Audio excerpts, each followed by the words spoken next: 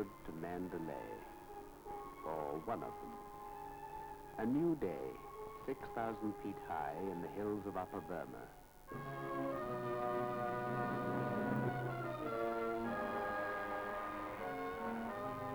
Hussein, General Carrier, is driver and part owner of his 3-tonner, put together from half a dozen time-expired veterans and kept running by some private magic of Hussein's.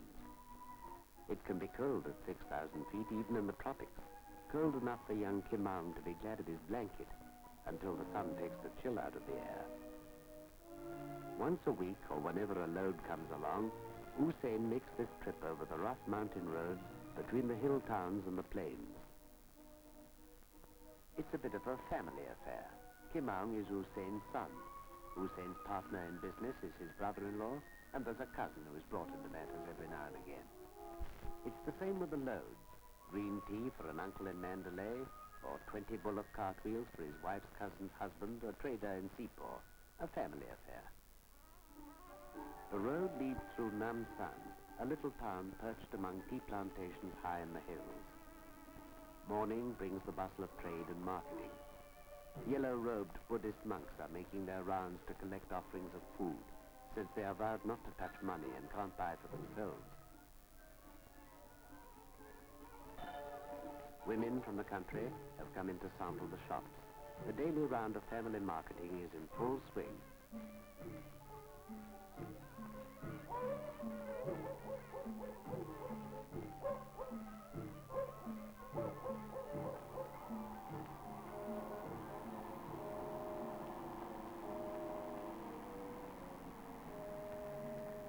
For Hussein and his lorry, this is the first stop of the day. The long crawl down to the plains lies ahead. Mile after mile, with hardly a hut in sight, let alone a civilized amenity like a filling station. With a lorry to be kept fueled and greased and in running order, the self-sufficiency of a mule or an ox cart is no longer enough. Hussein is tied into a web of trade, part of a pattern which spreads over the whole country, so that he can carry his family loads of green tea and bamboo matting. Someone has had to bring him a tank full of petrol to the top of the world. A tank full of petrol where you want it and when you want it. That's what our job comes down to. A tank. Nobody really wants millions of gallons of anything. What would you do with it? Where would you put it? Of course, an oil company has to deal in hundreds of drums of fuel, in thousands of tins of kerosene. But they don't really signify much until they get burned up in somebody's car engine, or maybe in a lamp in a little village on the edge of nowhere. Burma is a lucky country. It has its own oil fields and refineries, and it has the organization to spread the products to all the towns and villages by rail or road tank lorry, by riverboat and sea-going tanker.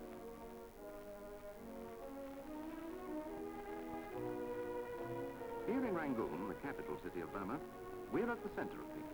And here's where all these operations are controlled. Oil production is a joint operation, part British enterprise, part an enterprise of the Burmese state. The two sides work hand in hand. Both have experience to share. In Burma, like most places in the world, there's a need for shared experience. The new technologies are here to stay. You can sense that just walking about the streets of Rangoon, in the new buildings which are going up. But topping them all and never far out of sight is the Pagoda, the shrine of an ancient faith, to remind you that other values play a part in human lives.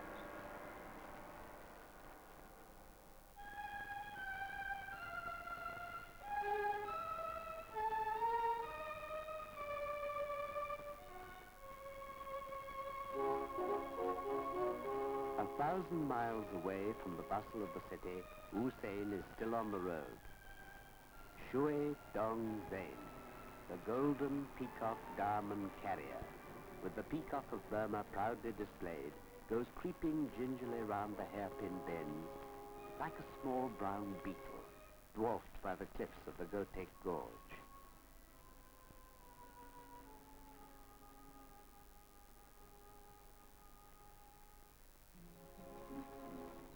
By the afternoon, there's another village to make a break in the jungle road.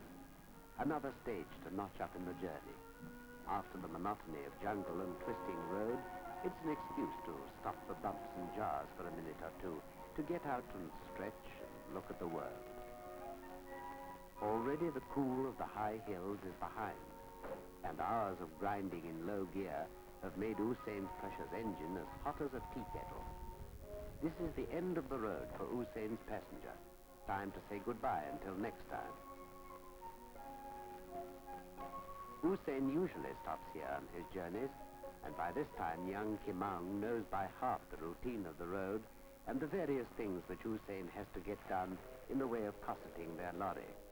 For instance, where he can borrow a can full of water for the radiator. Well, half a can full.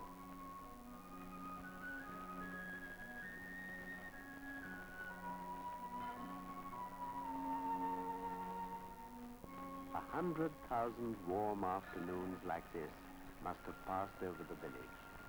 1,000,000 times the temple gongs have rung through the air since the pagoda was built. For Burma is a land with an ancient history, and all over the country that history is made plain in bricks and mortar.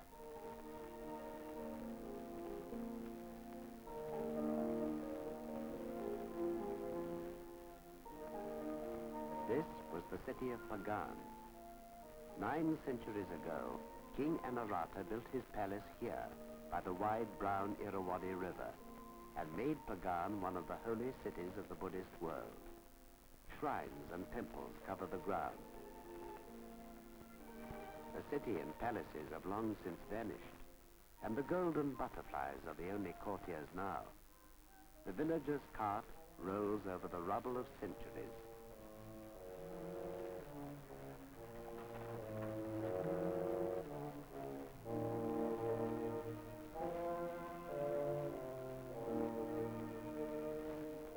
The ancient shrines remain, still dazzling in the sun, and people still come to them to bring their offerings and make their obeisance before the great teacher.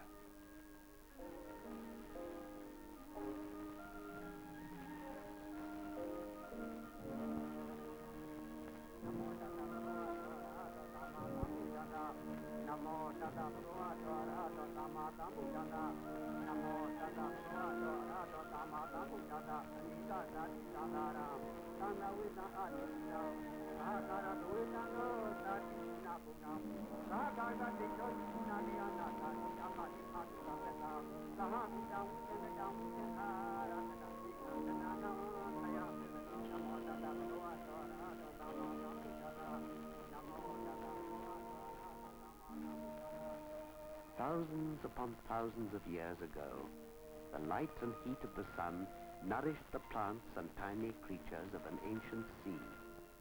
They captured the sun's energy to grow and multiply. And when the slow movements of the earth buried their remains deep underground, time changed them and broke them down till they lost their nature and became liquid black oil. We pump the oil from the earth and change its nature again, refining it to extract wax.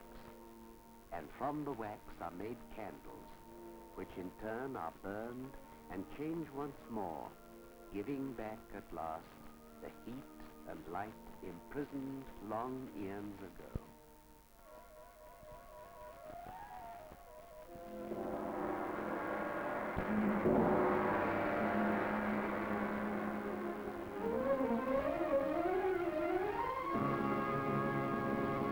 The old and the new are almost side by side here. 20 miles from Pagan, on the banks of the same Irrawaddy River, you'll come to the oil fields of Chunk. Every derrick stands over an oil well, where a pump keeps nodding away day and night, pumping crude out of the oil sand hundreds of feet below and sending it along pipelines to the storage tanks.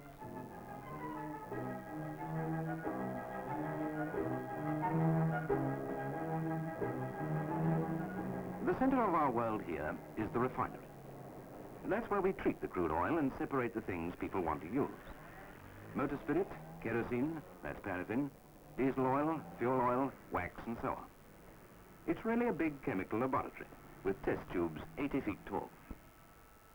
Close by is the actual chemical laboratory where we keep a continuous check on the different fractions from the plant. The trouble with an oil refinery is that you can hardly ever tell, just by looking, how a process is going. In fact, most of the time, you never even see what you're making. That's why laboratory and instrument control are so important. One of the few products which you can actually see with your own eyes is wax. It comes tumbling out of the plant quite early on in the process in sticky yellow slabs, and you can follow it through to the time it gets packed away in gunny bags as pure, clean, white slabs of paraffin wax. Most of this wax goes south for export or to the candle factory at Syria, where it gets remelted and colored up and molded into candles.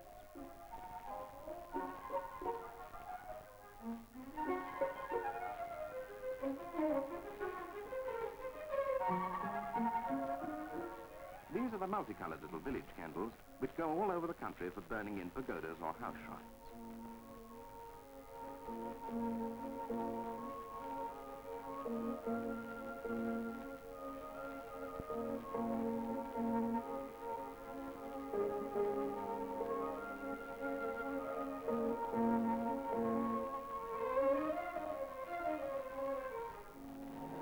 Still, to get back to the oil fields, you can't think of chalk as just a refinery dumped down in the middle of the desert. It has to be worked by people. And when you've got a lot of people together, well, before you know where you are, you've got a community. That means houses, good houses, homes where families can grow up together, with maybe a bit of a garden, and schools where boys and girls can exercise their bodies as well as their minds. It means somewhere to play as well as somewhere to work. All this has to be built, just as much as a drilling rig, and sinking a new well would be a poor proposition without it. So for chalk, the oil fields, which, when all said and done, have made the place what it is, are a good deal more than so many million gallons of crude. They're part of everyday life, even for the newest young lady to arrive, though she probably has other things on her mind just now.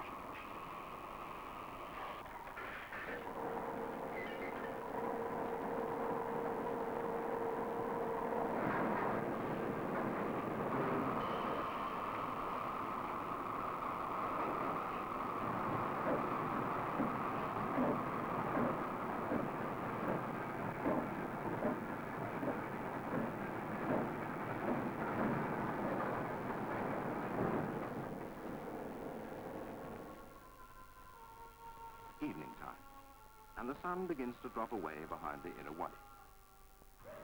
The fire goes out of the air, and people come into the streets for a stroll.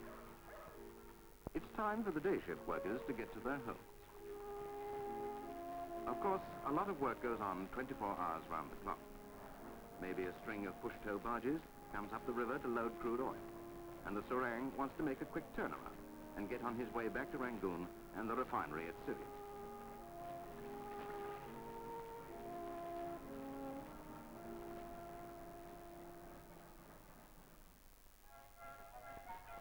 A 100 miles away from Chout, the same sun is setting over the same river.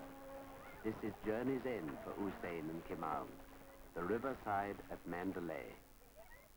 Time to wash and tidy up, to bed the lorry down for the night and go out on the town. For tonight, the night of the full moon, the town is giving a party, a pway.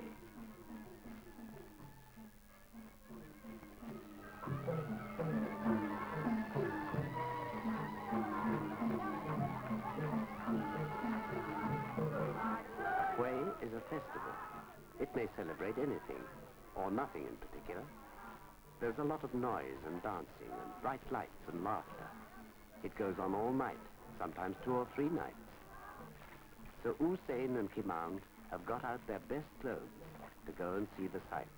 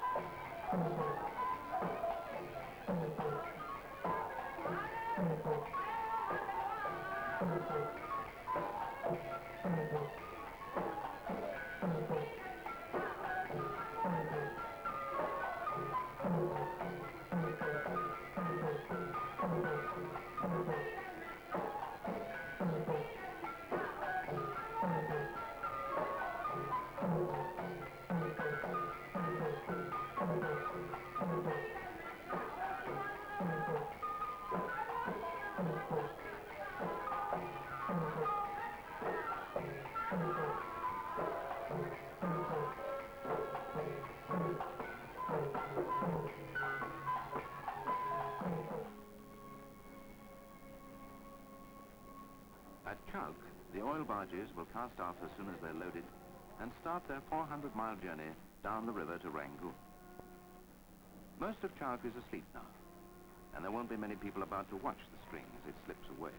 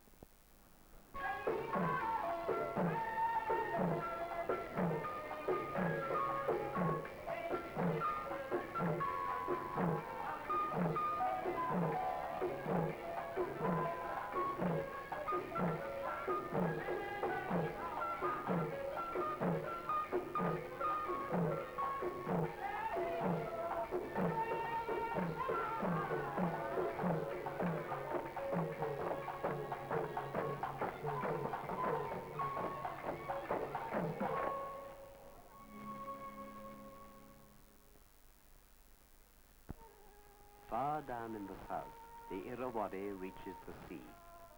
The great stream peters out, its current spent, in a network of channels, the river delta. Here, the highways are paved with water, and the boatman is king. For no roads can be driven across this territory, where land and water blur together. Time seems to become as sluggish as the tide.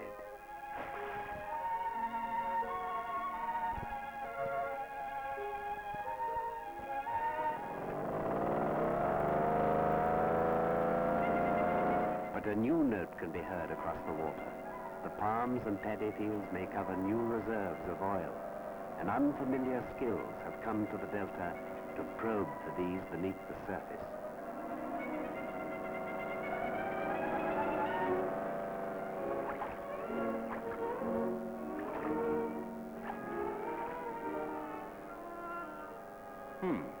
They look pretty enough, the flowers and the green fields, till you set foot on them and find what you're really up against. We're having a seismic survey made. That's a particular way of looking for possible oil-bearing regions. In the easiest sort of country, that means a lot of work.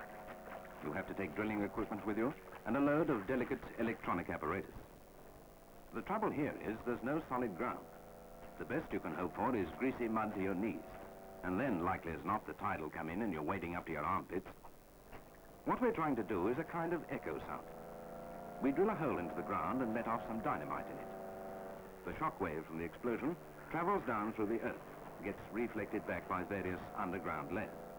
Just as you may have noticed, when you make a splash in a pool, the wave gets reflected back from the shore.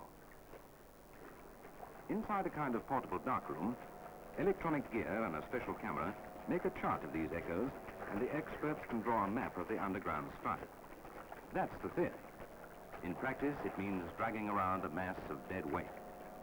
The sun beats down with a hard metallic light, which will take the skin off your back if you give it a chance.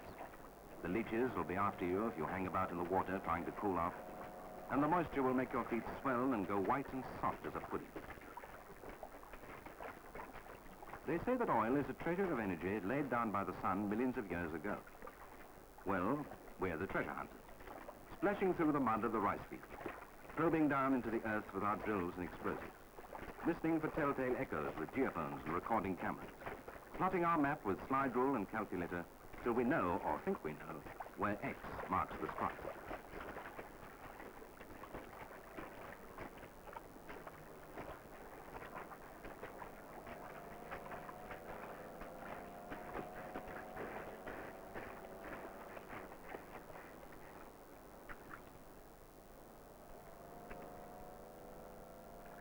When the explosive is in place, the observer, who's in charge of the recording apparatus, will signal his shooting crew to get ready to fire the shot. Then he shuts himself up in his little black hole with his recording camera. He'll give a warning hoot for everyone to keep still, and he's ready to go.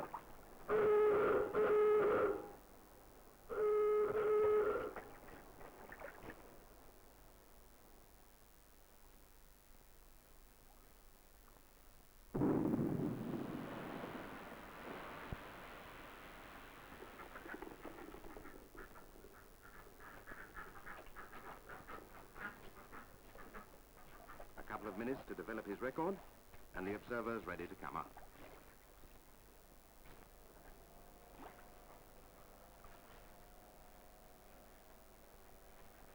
Well, there it is. Part of the map that may one day help us to crack open another money box of the sun. But for the present, it's just part of a job to be done. There'll be another 10 holes to shoot before the day's through, and then the next day, and the next.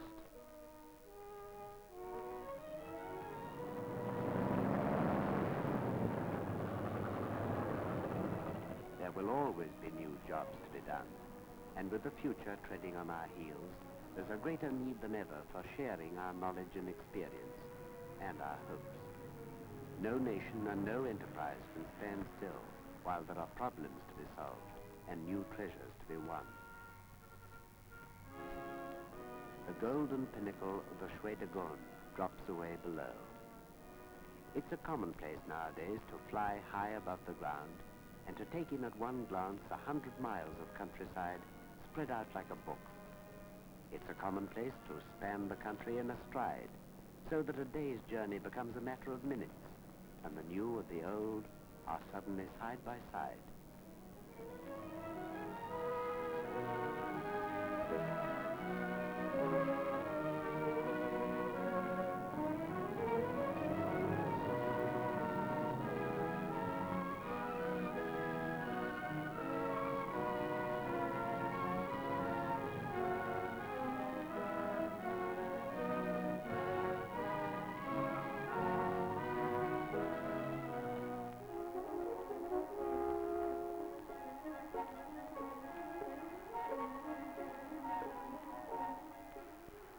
From the ground, your horizons are not so wide. You can't see so far. How are you to know that a speck in the sky, in the short space of a morning, has covered the whole length of the country and traversed the network of an industry which brings petrol for a lorry, wax for a candle, oil for a lamp?